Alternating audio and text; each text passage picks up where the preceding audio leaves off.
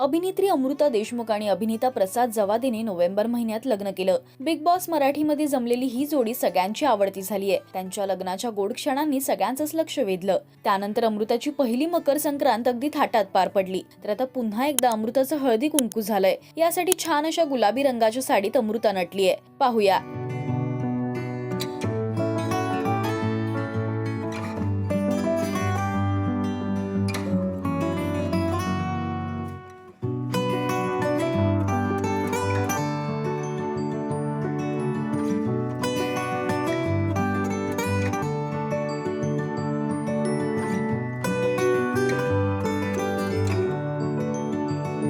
मी थकून बसले होते. Haldi Kunku episode 2. As per voting results. By the way ही माहेरची साडी आहे, कारण अखिल भारतीय नाट्य परिषद जळगाव यांनी मला ती खास खानदेश कन्या म्हणून भेट दिली आहे असं कॅप्शन दिलंय. तर अनेकांनी तिच्या फोटोजवर कमेंट्स केल्या आहेत.